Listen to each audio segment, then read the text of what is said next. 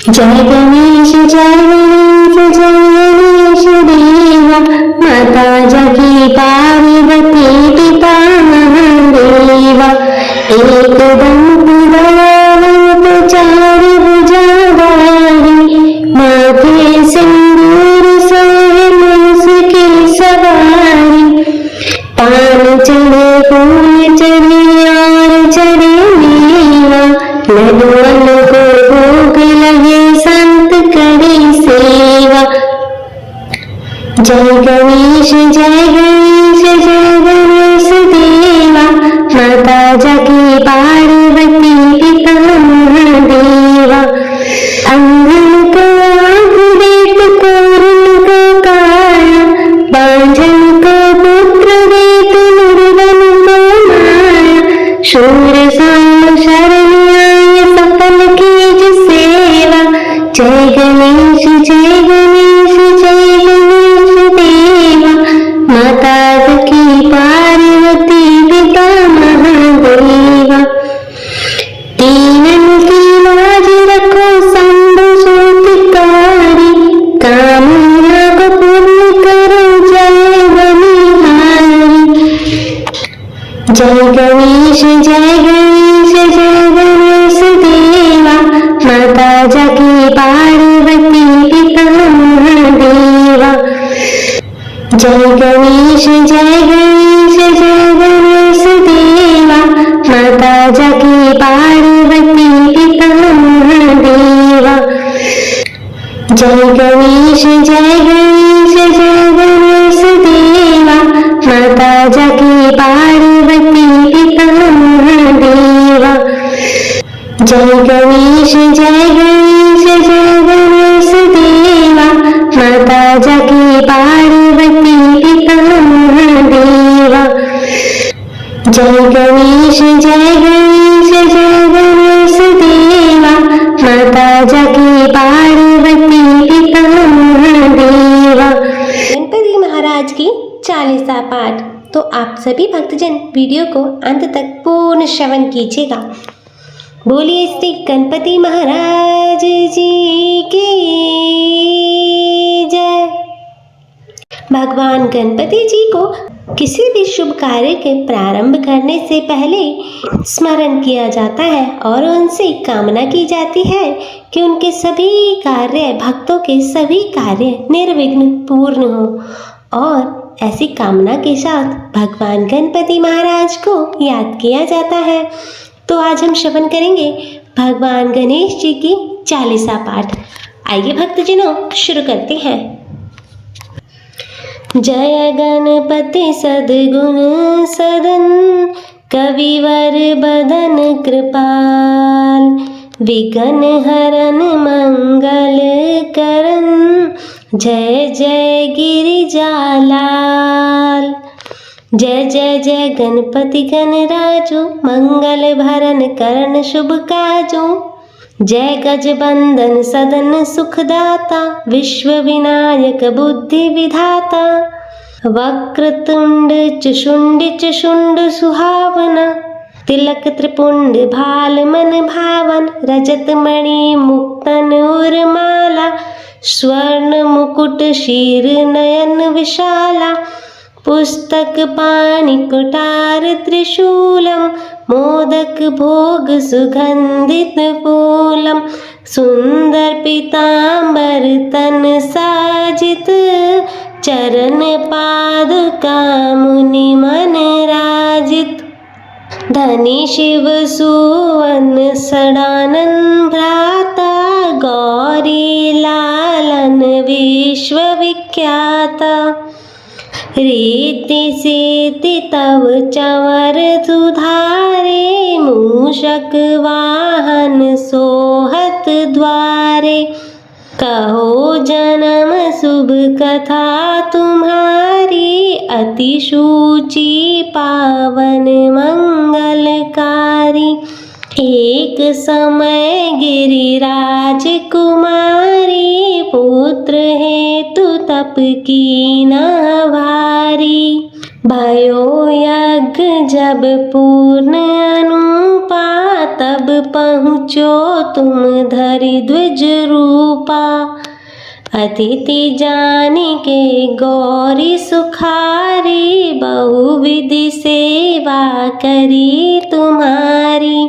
अति प्रसन्न हवे तुम वर दीना, मातु पुत्र हित जो तप कीना। मिलहि पुत्र तुहि बुद्धि विशाला, बिना गर्भ धारण यही काला। गणनायक गुण ज्ञान निधान, पूजित प्रथम रूप भगवान। अस कही अंतरदान रूप हवे, पालना पर बालक स्वरूप हवे। बनी शिशु रुदन जब ही तुम ठाना, लाखी मुख सुख नहीं गौरी समाना। कल मगन सुख मंगल गावही, नाभते सुरन सुमन वर्षावही। शंभु उमा बहुदान लुटावे, सुर मुनि जन सुत देखन आवे। लखी अति आनंद मंगल साजा, देखन भी आए शनि राजा। निज अवगुण गुण शनि मन माही, बालक देखन चाहत नाही। गिरिजा कुछ मन भेद बढ़ायो, उत्सव मोर न शनि तुई वायो। कहत लगे शनि मन सकुचाई, का करी हो शिशु मोहि दिखाई। नहीं विश्वास उमा उर भयउ, शनि सो बालक देखन कयु। पद तहि शनि दृग कोन प्रकाशा, बालक सिर उड़ी गयो आकाशा। गिरिजा गिरि विकल हवे धरनी, सौ दुख दशा गयो नहीं वरनी।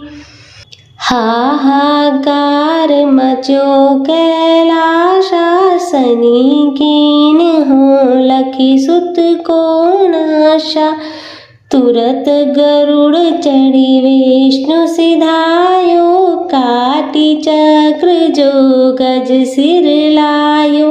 बालक के धड़ ऊपर धार्यो, प्राण मंत्र पढ़ी शंकर डार्यो।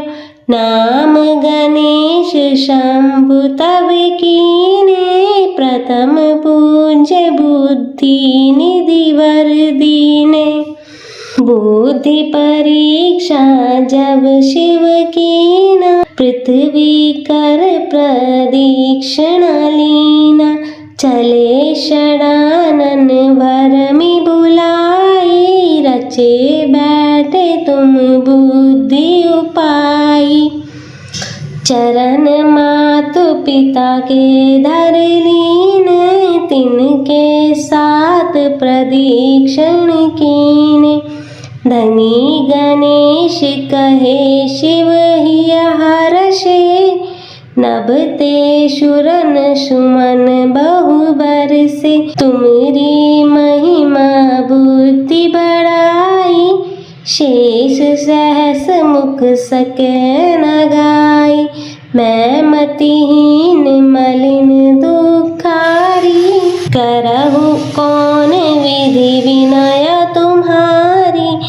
भजत राम सुंदर प्रभु दासा, जग पर याग ककर दुर्वासा। अब प्रभु दया दीना पर की जय, अपनी शक्ति भक्ति कुछ दीजय। श्री गणेश यह चालीसा, पाठ करे कर ध्यान। नित नव मंगल ग्रह बसे, लहे जगत सम्मान, संबंध अपने सहस्त्रदश, ऋषि पंचमी दिनेश, पूरन 40 भयो, मंगल मूर्ति गणेश। बोले श्री गणपति महाराज की जय। ओम सौम्य रूपाय विद्महे गणेशाय धीमहि तन्नो सौम्यः प्रचोदयात्। हे बुद्धदेव, आपको मेरा दंडवत प्रणाम। मेरा और अपने भक्तों का उद्धार करो। हरे कृष्णा। प्रिय भक्तों, बुधवार का व्रत करने वाले भक्तों को सभी प्रकार के सुख प्राप्त होते हैं। भगवान बुद्धदेव को 9 ग्रहों का राजकुमार कहा जाता है। वे देव गुरु बृहस्पति के पुत्र हैं। इसी कारण आज के दिन, बुधवार के दिन, बुद्ध देवता के निमित्त रूप से पूजा, व्रत कथा का श्रवण करने का विधान है। कथा श्रवण करने से दुख, दरिद्रता का नाश होता है। विद्यार्थी को विद्या, धन की इच्छा रखने वाले को धन, नौकरी चाहने वाले को नौकरी, व्यापारी को व्यापार में लाभ, विवाह की इच्छा रखने वाले को योग्य वर, कन्या तथा निसंतान को संतान की प्राप्ति होती है। तथा जो मनुष्य इनका अनादर करते हैं तो बुद्ध देवता के अप्रसन्न हो जाने पर मनुष्य को अनेक पीड़ाएं होती हैं। सभी उपद्रव के समाधान के लिए बुद्ध देवता की पूजा प्रत्येक बुधवार के दिन करनी चाहिए। और जो व्यक्ति उनकी कथाओं का श्रवण करता है, उन्हें कथा को त्याग कर बीच में ही अन्य कार्य नहीं करने चाहिए। इससे उन्हें दोष लगता है। यदि आप कथा सुन रहे हैं तो पूरा सुनिए, इससे मनचाही बल की प्राप्ति होती है। आज हम श्रवण करेंगे बुधवार के दिन सुनी जाने वाली भगवान बुद्ध देव की बड़ी ही दुर्लभ एवं पौराणिक व्रत कथा। एक बार महर्षि वशिष्ठ राजा मंधाता के दरबार में पहुँचे। सूचना मिलने पर राजा ने द्वार पर आकर महर्षि का स्वागत किया तथा सभा में ले जाकर उनका आदर सत्कार किया। उन्होंने कहा, हे गुरुजी, आप प्रजा के कल्याण के लिए कोई ऐसा उपाय बताइए जिससे मेरी संपूर्ण प्रजा कष्टों से मुक्त होकर स्वर्गारोहण करे। वशिष्ठ जी ने राजा की बात को सुनकर कहा, हे राजन, तुमने बड़ा ही उत्तम प्रश्न किया है, क्योंकि कोई भी व्यक्ति परोपकार की बात नहीं सोचता, केवल अपना ही लाभ देखता है। इसके लिए मैं तुम्हें एक ऐसे व्रत का वर्णन करता हूँ जिसको करने से सभी प्राणी सांसारिक सुखों को भोग कर अंत में विष्णु लोक को जाता है। वशिष्ठ जी ने राजा मंधाता से कहा, हे राजन, बहुत समय पहले तुम्हारे पूर्वज निमि महाराज ने इस व्रत को किया था। महाराज निमि के वंशज मिथिला देश जनकपुर में राज्य करते थे। महाराज निमि आध्यात्मिक विद्या के प्रकांड विद्वान थे। एक बार इन्होंने अपनी विद्या के अभिमान में आकर भगवान बुद्ध का उपहास किया, जिसके फलस्वरूप बुद्ध देवता ने रुष्ट होकर उनके राज्य को नष्ट कर दिया। दूसरे राजाओं ने राज्य पर आक्रमण करके महाराज निमि को मार डाला। राजा की मृत्यु के पश्चात आक्रमणकारी सेना ने नगर के चारों तरफ से घेर लिया। रानी ने विचार किया, अब हमारे शेष परिजन भी शत्रुओं द्वारा मार डाले जाएंगे, अतः अच्छा यही होगा कि हम चुपके से नगर के बाहर निकल जाएं। महल के गुप्त मार्ग से निकलकर रानी अपने पुत्र एवं पुत्री के साथ वन में चली गई। कई दिनों तक वन में वे भूख प्यास से तड़पते रहे। किसी प्रकार भटकते भटकते वे उज्जैनी नगरी में जा पहुँचे। बड़ी चेष्टा करने के बाद रानी को एक ब्राह्मण के घर में धान कूटने व आटा पीसने का काम मिल गया। रानी के बच्चे भूख से छटपटा रहे थे। रानी से बच्चों का दुख देखा नहीं गया। उसने 7 चुटकी गेहूं का आटा बच्चों को खाने के लिए दे दिया। बच्चे उसे कच्चा ही खाने लगे। शाम को ब्राह्मण के द्वारा उन्हें मजदूरी के रूप में बहुत सा आटा मिला, जिससे वे अपनी भूख को शांत कर सके। रानी को अपनी चोरी याद न रही, परंतु यमराज की बही खाता में उसकी चोरी लिख ली गई थी। धीरे धीरे समय व्यतीत होता गया। रानी और राजकुमार की सेवाओं से ब्राह्मण देवता बहुत ही प्रसन्न थे। कई बार उनके भेद को ब्राह्मण ने जानना भी चाहा, किंतु हर बार रानी ने उस बात को टाल दिया। एक दिन ब्राह्मण ने उस बालक की हस्तरेखाएं देखकर कहा, यह बालक तो कोई राजकुमार है। इसकी रेखाओं से ऐसा जान पड़ता है कि यह किसी दिन बहुत बड़े साम्राज्य का स्वामी होगा। मुझे ऐसा विश्वास हो रहा है कि तुम लोगों पर किसी देवता का प्रकोप हुआ है, जिसके फलस्वरूप तुम्हें अपार कष्टों को भोगना पड़ रहा है। रानी के नेत्रों से आंसू छलक गए और उसने ब्राह्मण के पैर पकड़कर उस कष्ट के निवारण का उपाय पूछा। ब्राह्मण ने कहा, तुम लोगों पर बुध देवता का प्रकोप है, अतः तुम लोग उनका व्रत करो और कथा सुनो।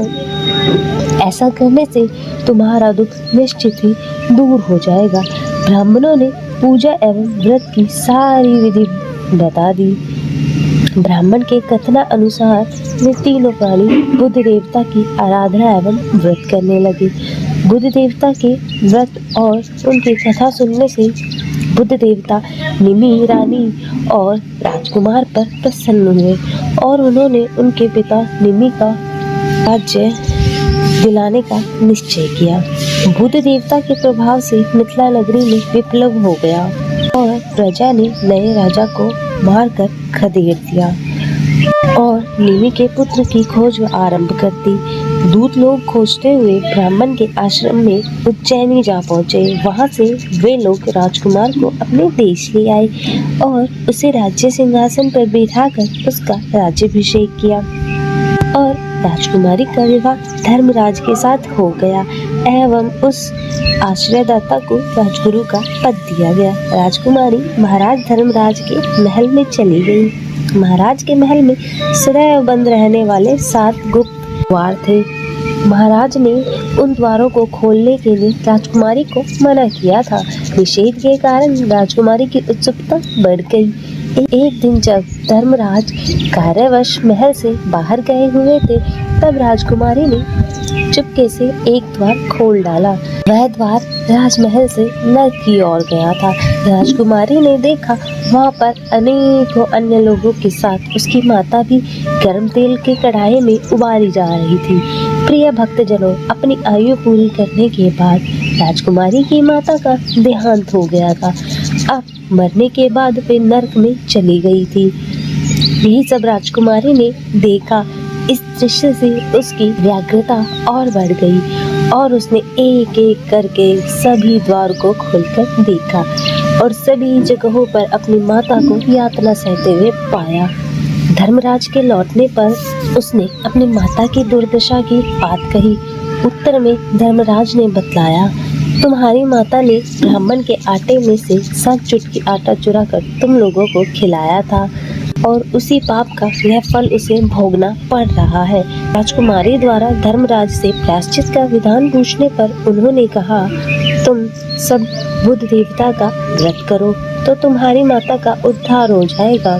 धर्मराज के कथन अनुसार राजकुमारी के परिवार वालों ने भक्ति पूर्वक बुध देवता का व्रत किया। इस प्रकार उन लोगों ने 27 बुधवार तक विधि पूर्वक व्रत किया। व्रत की समाप्ति पर खीर और मालपुए का भोग बुध देवता को अर्पित करके 1000 ब्राह्मणों को भोजन कराया और उन्हें 5-5 गायें एवं दक्षिणा स्वरूप स्वर्ण की मुद्राएं दी। नगर भर में घूमकर घर में धूमधाम के साथ बुध देवता का प्रसाद वितरित किया। व्रत के प्रभाव से बुध देवता ने प्रकट होकर उन्हें वरदान दिया कि मिथिला वंश के राज्य में अक्षय तथा उसकी माता नर्क की यातनाओं से छूटकर विमान द्वारा स्वर्गारोहण करेंगी। उस समय मांगलिक ध्वनि के बीच रानी विमान में बैठकर सत्यधाम को चली गई। उसी दिन से देश भर में सभी लोग बुध देवता का व्रत करने लगे। राजा मांधाता से वशिष्ठ जी ने कहा, तुम भी अपनी संपूर्ण प्रजा से इस व्रत का पालन करवाओ। ऐसा करने से तुम्हारे राज्य में वृद्धि होगी। भक्ति को अंत में वैकुंठ धाम की प्राप्ति होगी। वशिष्ठ जी के आदेशानुसार ही मांधाता के राज्य में घर घर में बुद्ध देवता का व्रत पूजन किया जाने लगा। इसके फलस्वरूप राजा को भी सभी प्रकार का सुख सौभाग्य प्राप्त हुआ। अतः जो व्यक्ति इस व्रत को करता है वह सभी सुखों को भोग कर अंत में परम धाम को प्राप्त होता है। ओम बूम बुद्धाय नमः। हर हर महादेव। ओम नमः शिवाय।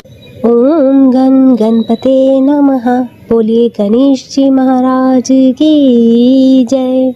बुद्ध देव की जय। प्रिय भक्तजनों, बुध को बुद्धि का कारण माना गया है, जो कि एक महत्वपूर्ण ग्रह भी है। अगर किसी की कुंडली में बुध खराब हो तो उसके जीवन में कभी भी तरक्की नहीं होती और साथ ही उसे कभी भी कामयाबी नहीं मिलती है। बुध को व्यापार और बहन बेटी का कारक भी माना जाता है। इस दिन भगवान गणेश का दिन होता है, जो कि बुद्धि के देवता माने जाते हैं, जो अपने भक्तों के सभी विघ्न बाधाओं को हरण कर लेते हैं। इसलिए उन्हें विघ्नहर्ता भी कहा जाता है। अगर कोई भक्त इनका सच्चे मन से पूजन करे तो उसके जीवन में धन और सुख समृद्धि की कभी कमी नहीं रहती। और भगवान गणपति, जिन्हें विघ्नहर्ता भी कहते हैं, उनकी पूजा अर्चना करने से जीवन के सभी दुख दूर हो जाते हैं। और इस दिन व्रत रखने का भी विधान है। अगर कोई इस दिन सच्चे मन से गणेश जी की आराधना करता है तो उसके जीवन के सभी कष्ट दूर हो जाते हैं। तो प्रिय भक्तों, आज हम इस वीडियो में बुधवार की व्रत कथा सुनेंगे। इस कथा को सुनने अथवा पाठ करने मात्र से ही आपके जीवन में धन, बल, बुद्धि, विद्या की वृद्धि होती है तथा आने वाले सभी संकटों का नाश हो जाता है। तो आइए श्रवण करते हैं। इससे पहले आप सभी प्रेम से बोलिए श्री गणेश जी महाराज की जय। बुद्ध देव की जय। प्राचीन काल की बात है। किसी ग्राम में एक साहूकार अपनी पत्नी के साथ रहता था। पति पत्नी दोनों भगवान गणेश की पूजा करते थे और दीन दुखियों की मदद करने के लिए हमेशा तत्पर रहते थे। और ईश्वर की कृपा से उनके पास धन धान्य की कोई कमी नहीं थी। कमी थी तो बस एक संतान की। पति पत्नी संतान नहीं होने से दुखी रहते थे।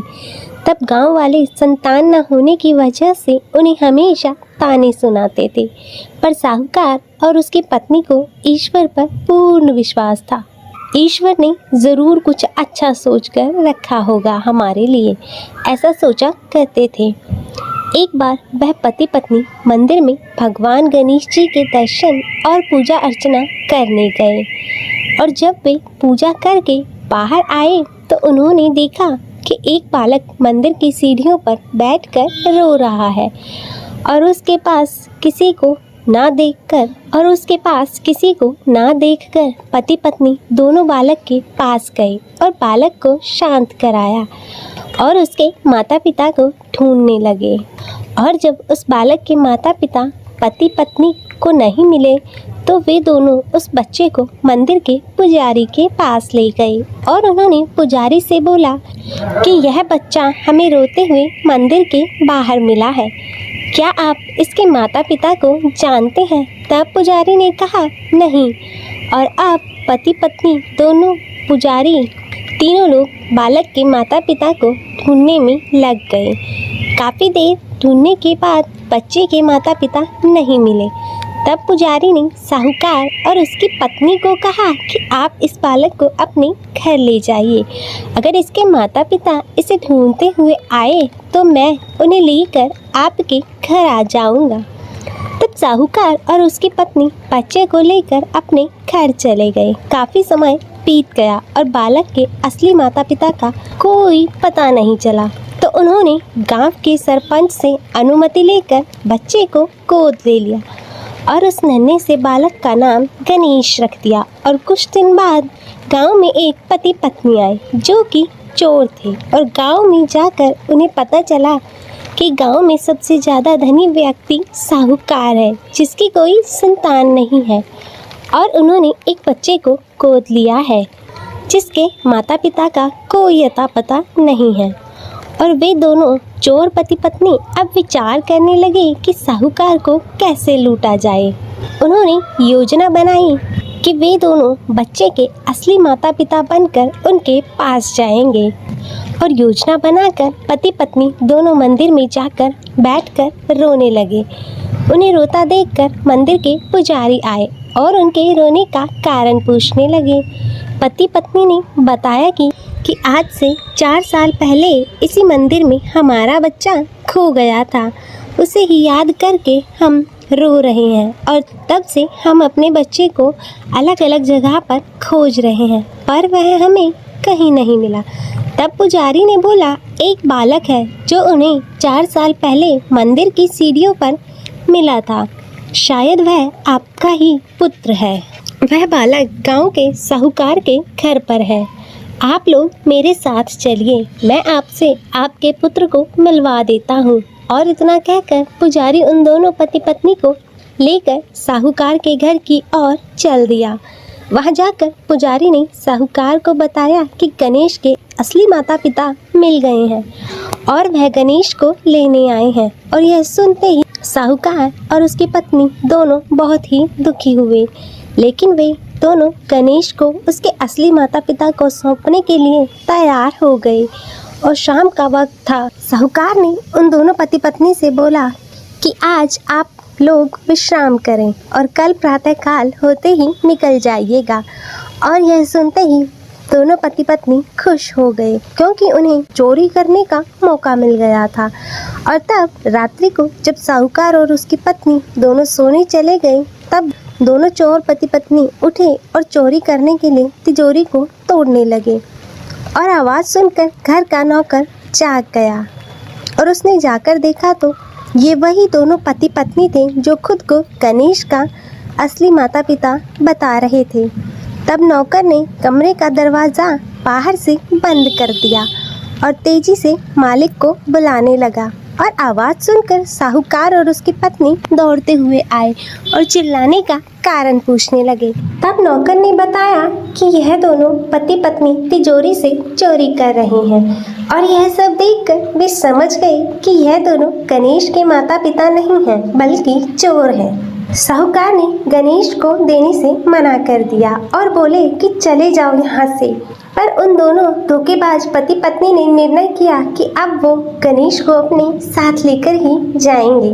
तब पति पत्नी दोनों गांव के सरपंच के पास गए और बोले, साहूकार उनके पुत्र को वापस नहीं दे रहा है। तब सरपंच ने साहूकार और उसके पत्नी को गणेश को साथ लेकर सरपंच के सामने प्रस्तुत होने की सूचना भेजी और साहूकार अपनी पत्नी और गणेश को लेकर आ गए। तब सरपंच ने भी फैसला किया कि साहूकार की पत्नी तथा दूसरी औरत जो गणेश को अपना पुत्र बोल रही थी, उन्हें सूर्य देवता के सामने अपना आंचल फैलाकर खड़ी हो जाना है और जिसके भी आंचल से गणेश के मुंह में दूध जाएगा, गणेश उसका ही पुत्र कहलाएगा। तब दोनों स्त्री अपना आंचल सूर्य देवता के सामने फैलाकर खड़ी हो गई और प्रार्थना करने लगी। तब भगवान गणेश जी के आशीर्वाद से साहूकार की पत्नी के आंचल से दूध की धारा गणेश के मुंह में आ गई। और यह देखकर साहूकार और उसकी पत्नी दोनों बहुत खुश हुए और सरपंच ने गणेश को साहूकार को सौंप दिया। और वहाँ खड़े सभी लोग भगवान गणेश जी की जय जयकार करने लगे। अतः हे गणेश भगवान जी, जैसे कृपा आपने साहूकार और उसकी पत्नी पर की, वैसी ही कृपा इस कथा को कहते सुनते हुंकारा भरते सभी पर बनाए रखना। तो सभी प्रेम से बोलिए गणेश जी महाराज की जय, गणपति बप्पा मोरया। तो आइए सुनते हैं बुधवार व्रत की एक और कथा। उससे पहले आप सभी भक्तजन प्रेम से बोलिए श्री गणेश जी महाराज की जय, बुद्धदेव की जय। प्राचीन काल की बात है। समतापुर नगर में मधुसूदन नामक का एक व्यक्ति रहता था। वह बहुत ही धनवान था।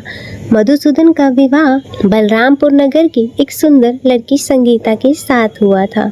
एक बार मधुसूदन अपनी पत्नी को लेने बुधवार के दिन बलरामपुर गया और मधुसूदन ने अपनी पत्नी के माता पिता से संगीता को विदा कराने के लिए कहा, परंतु माता पिता बोले, बेटा आज बुधवार है, बुधवार को किसी भी शुभ कार्य के लिए यात्रा नहीं करते। लेकिन मधुसूदन नहीं माना और उसने ऐसे शुभ अशुभ की बातों को ना मानने की बात कही। तब संगीता के माता पिता ने मजबूरी में अपनी बेटी की विदाई की और दोनों ने बैलगाड़ी से यात्रा प्रारंभ की और 2 कोस की यात्रा के बाद उसकी गाड़ी का पहिया टूट गया और वहां से दोनों ने पैदल यात्रा शुरू की। तब रास्ते में संगीता को प्यास लगी और मधुसूदन उसे एक पेड़ के नीचे बैठाकर जल लेने चला गया और थोड़ी देर बाद जब मधुसूदन कहीं से जल लेकर वापस आया तो वह बुरी तरह हैरान हो उठा, क्योंकि उसकी पत्नी के पास उसी की शक्ल का दूसरा कोई व्यक्ति बैठा हुआ था और संगीता भी मधुसूदन को देखकर हैरान रह गई और वह दोनों में कोई अंतर ना कर पाई। तब मधुसूदन ने उस व्यक्ति से पूछा कि तुम कौन हो और मेरी पत्नी के पास क्यों बैठे हो? और मधुसूदन की बातें सुनकर उस व्यक्ति ने कहा, अरे भाई, यह मेरी पत्नी संगीता है। मैं अपनी पत्नी को ससुराल से विदा कराकर लाया हूँ, लेकिन तुम कौन हो जो मुझसे ऐसा प्रश्न कर रहे हो? और यह सुन मधुसूदन ने कहा, तुम कोई चोर या ठग हो। यह मेरी पत्नी संगीता है, मैं इसे पेड़ के नीचे बैठाकर जल लेने गया था। तब इस पर उस व्यक्ति ने कहा, अरे भाई, झूठ तो तुम बोल रहे हो। संगीता को प्यास लगने पर जल लेने तो मैं गया था, मैंने तो जल लाकर संगीता को पिला भी दिया है। अब तुम चुपचाप यहाँ से चलते बनो, नहीं तो किसी सिपाही को बुलाकर तुम्हें पकड़वा दूंगा। और इस तरह एक दूसरे से वे दोनों लड़ने लगे और उन्हें लड़ता देखकर बहुत से लोग वहां एकत्रित हो गए।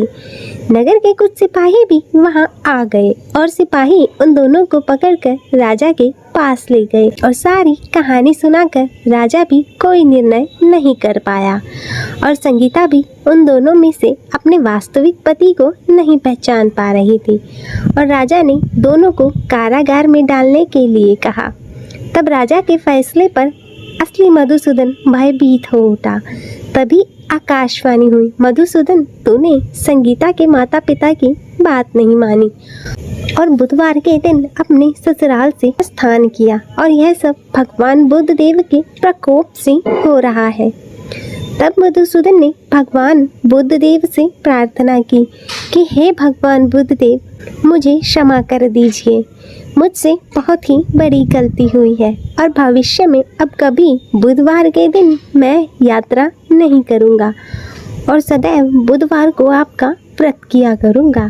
तभी दूसरा व्यक्ति राजा के सामने से गायब हो गया। तब राजा और दूसरे लोग इस चमत्कार को देखकर हैरान हो गए और भगवान बुद्ध देव की इस अनुकंपा से राजा ने मधुसूदन और उसकी पत्नी संगीता को सम्मान पूर्वक विदा किया और कुछ दूर चलने पर रास्ते में उन्हें बैलगाड़ी मिल गई और टूटा हुआ पहिया भी जुड़ा हुआ था और दोनों उसमें बैठकर क्षमतापुर की ओर चल दिए। तब मधुसूदन और उसकी पत्नी संगीता दोनों बुधवार को व्रत करते हुए आनंद पूर्वक जीवन यापन करने लगे और इसी तरह भगवान बुद्ध देव की कृपा से उनके जीवन में खुशियां बरसने लगी और जो भी स्त्री पुरुष विधिवत बुधवार का व्रत करके कथा श्रवण करते हैं, भगवान बुद्ध देव उनके सभी कष्टों को दूर करते हैं। अतः हे भगवान बुद्ध देव जी, इस कथा को कहते सुनते हुंकारा भरते सभी पर अपनी कृपा बनाए रखना और सभी के जीवन से कष्टों को दूर करना। तो सभी प्रेम से बोलिए भगवान बुद्ध देव की जय। गणेश जी महाराज की जय। तो आइए भक्तजनों, अब करते हैं भगवान गणेश जी की आरती। जय गणेश जय गणेश जय गणेश देवा, माता जगी पार्वती पिता महादेवा। माता जगी पार्वती पिता महादेवा, एक दंत दयावंत चार भुजाधारी, एक दंत दयावंत चार भुजाधारी। मस्तक सिंदूर सोहे मूस की सवारी, मस्तक सिंदूर सोहे मूस की सवारी। पान चढ़े फूल चढ़े हार चढ़े मेवा, लड्डुअन को भोग लगे संत करे सेवा।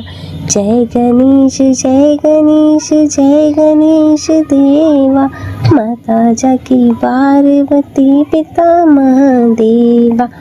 अंधन को आँख देत कोढ़िन को काया, पांजन को पुत्र देत निर्धन को माया। शूर शाम शरण आए सफल कीज सेवा, जय गणेश जय गणेश जय गणेश देवा। माता जगी पार्वती पिता महादेवा। तीनन की लाज रखो शंभु सूतकारी, कामना को पूर्ण करो जय बलिहारी। जय गणेश जय गणेश जय गणेश देवा, माता जगी पार्वती पिता महादेवा। गणपति बप्पा मोरिया। प्रिय भक्तजनों, मैं उम्मीद करती हूँ कि आपको आज की यह कथा पसंद आई होगी। अगर वीडियो अच्छी लगी हो तो इसे लाइक करें और ज़्यादा से ज़्यादा शेयर करें और कमेंट में गणेश जी महाराज की जय लिखना ना भूलें। और शिव भक्ति संसार चैनल को सब्सक्राइब कर नोटिफिकेशन बेल को ज़रूर ऑन कर लें। हर हर महादेव। ओम नमः शिवाय।